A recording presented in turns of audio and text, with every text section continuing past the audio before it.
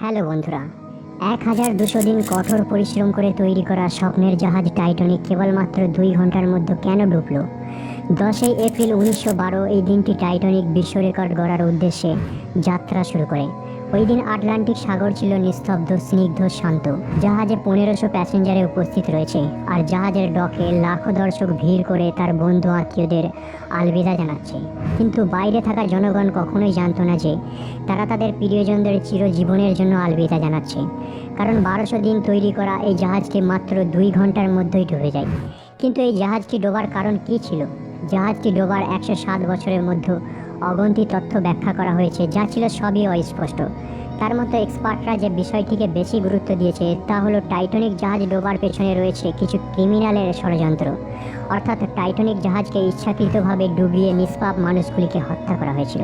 কিন্তু আজ আমি আপনাদের জানাবো সেই সময় পৃথিবীর সবথেকে মূল্যবান, বিলাসবহুল, শক্তিশালী জাহাজ টাইটানিকের এমন 6টি ভুল ছিল যার কারণে এই প্রকাণ্ড জাহাজটি ক্ষুধার্ত আটলান্টিক দানবের পেটে চলে যায়। যদি এই 6টি ভুল না করতো তাহলে আজ টাইটানিক ধ্বংস হওয়ার পরিবর্তে সফল হওয়ার কারণেই বিখ্যাত হতো। টাইটানিকের নির্মাণ শুরু হয় 1907 সালে। প্রায় 3 বছর আর 2000 ওয়ার্কারের কঠোর পরিশ্রমের পর জাহাজটি তৈরি করা হয়। জাহাজটি সম্পূর্ণরূপে তৈরি হয়ে যাওয়ার পর বাকি ছিল টেস্ট করার কাজ। জাহাজ কোম্পানি তখনই আত্মবিশ্বাসের সাথে গর্ব করে যখন জাহাজটি যথাভাবে টেস্ট পাস করে। টেস্ট রেজাল্টের পর গোটা বিশ্বে নিউজের মাধ্যমে মার্কেটিং করা হয়, যার হেডিং ছিল আনসিঙ্কেবল টাইটানিক, অর্থাৎ জীবনে না ডোবা জাহাজ তৈরি করা হয়েছে। মার্কেটিংয়ের কয়েকদিনের মধ্যেই টিকিট শেষ হয়ে যায়। এই লাক্সারি জাহাজটি চাপার জন্য এতই টিকিটের রিকোয়েস্ট ছিল যে টিকিটগুলি ব্ল্যাকে বেচতে হয়েছিল। সেই সময় একটি টিকিটের মূল্য ছিল ভারতীয় টাকায় 4,80,000। এরপরের সময়টি ছিল 10 এপ্রিল 1912, অর্থাৎ এই দানবীয় জাহাজটির যাত্রা। জাহাজটি যাত্রা শুরু করে ইংল্যান্ডের সাউথহ্যাম্পটন থেকে। গন্তব্যস্থল ছিল আমেরিকার শহর নিউ ইয়র্ক। মিস্টেক নাম্বার 1, দুপুর 2টোয় টাইটানিক তার যাত্রা ঘোষণা করে দেয়। আর ঠিক সেই সময় থেকেই শুরু হয় ভুল। জাহাজের ক্যাপ্টেন স্মিথ ছিল একজন একরোখা ব্যক্তি। তিনি ঘোষণা করেন আমাদের 7 দিনের মধ্যেই নিউ ইয়র্কে পৌঁছাতে হবে। কম সময়ে আটলান্টিক সাগর পাড়ি দিয়ে রেকর্ড গড়ার ভূত তার মাথায় চাপে, আর সে জাহাজের গতি বাড়িয়ে দেয়। এটি ছিল প্রথম ভুল। তার মতে 7 দিনের মধ্যেই যদি জাহাজ না গন্তব্যস্থলে পৌঁছায় তবে টাইটানিকের সম্মান নষ্ট হয়ে যাবে। পৃথিবীর যে কোনো গাড়ির মেশিনের ইঞ্জিনের লিমিটেড অপারেটিং প্রসিজার থাকে, যার মধ্যে স্পিড লিমিটও একটি প্রসিজারের অংশ হয়ে থাকে। আর এই অংশটি টাইটানিক জাহাজের সাথে লঙ্ঘন করা হয়। জাহাজের স্পিড এতই ছিল যে মাত্র কয়েক মিনিটের মধ্যেই সাউথহ্যাম্পটন বন্দর হারিয়ে যায়। চোখ যত দূরে যায় কেবলমাত্র ভয়ঙ্কর নীল সমুদ্রই দেখা যায়। মিস্টেক নাম্বার 2, এখন টাইটানিক তার যাত্রায় 3 দিন। ফ্রান্স আর আয়ারল্যান্ডের কিছু সময় বিরতি নিয়ে টানা 72 ঘন্টা ধরে একই গতিতে নিউ ইয়র্কের দিকে অগ্রসর হতে থাকে। ওই দিন 15 এপ্রিল 1912 সমুদ্রের চতুর্দিকে কুয়াশায় আচ্ছন্ন ছিল, যার কারণে ভিজিবিলিটিও অনেক কম হয়ে যায়, চতুর্দিকে ব্লার হয়ে যায়। ওই সময় আরও একটি জাহাজ, যেটি টাইটানিকের থেকে কিছু মিটার আগে ছিল, ওই জাহাজের ক্যাপ্টেন ওয়্যারলেস রেডিওর মাধ্যমে টাইটানিক জাহাজকে সংকেত দেয় যে তাদের সামনে প্রকাণ্ড হিমশৈল রয়েছে। এক্সপার্টরা বলেন এই সংকেতটি প্রায় 6 বার দেওয়া হয়, কিন্তু ক্যাপ্টেন স্মিথ এই ইম্পর্টেন্ট মেসেজটিকে ইগনোর করে। তাদের কাছে নর্মাল হলেও এই ভুলটি ছিল জাহাজ ডোবার দ্বিতীয় কারণ। তাছাড়া টাইটানিক সেই সময় লাক্সারি জাহাজ হওয়ার কারণে জাহাজের ফার্স্ট ক্লাসে অনেক ভিআইপি ছিল। ওয়ার্কাররা তাদের সেবায় ব্যস্ত থাকায় কেউই এই সংকেতটি লক্ষ্য করেনি। যদি এই সিগন্যালটিকে সিরিয়াসলি নেওয়া হতো তাহলে টাইটানিক নির্দিষ্ট সময়ের আগে হয়তো গন্তব্যস্থলে পৌঁছে যেত। মিস্টেক নাম্বার 3, টাইটানিক হিমশৈলের সংকেত মিস করে। অন্যদিকে তার স্পিডও প্রচণ্ড। টাইটানিক সোজা আইসবার্গের দিকে এগিয়ে যাচ্ছে, কিন্তু তখনও টাইটানিককে রক্ষা করা যেত, কারণ কিছু পাহারাদার তখনও অ্যালার্ট ছিল, যারা দূর থেকে যে কোনো বিপদের সংকেত দেখা পেলেই ক্যাপ্টেনকে সঙ্গে সঙ্গে খবর দিত। কিন্তু দূরের হিমশৈল দেখার জন্য তাদের কাছে কোনো দূরবীন ছিল না। এটি ছিল তাদের তৃতীয় মিস্টেক। ক্যাপ্টেনকে তারা তখনই সংকেত পাঠায় যখন জাহাজ একদম কাছাকাছি চলে আসে। ফুটবল মাঠের মতো প্রচণ্ড হিমশৈল তারা দেখতে পায়, কিন্তু ততক্ষণে তাদের অনেক দেরি হয়ে যায়, কারণ আইসবার্গের অনেক কাছাকাছি তারা চলে আসে। মিস্টেক নাম্বার 4, মাঝে মাঝে আটলান্টিক সাগরে হিমশৈলের মুখোমুখি হয় নাবিকরা, যাদের তারা সহজেই হ্যান্ডেল করে নেয়। ক্যাপ্টেন স্মিথ এমনই কিছু ভেবেছিল। আইসবার্গ দেখা মাত্রই ক্যাপ্টেন জাহাজের ইঞ্জিন বন্ধ করার আদেশ দেয়, একই সাথে টাইটানিকের ডিরেকশন পরিবর্তন করারও আদেশ দেয়।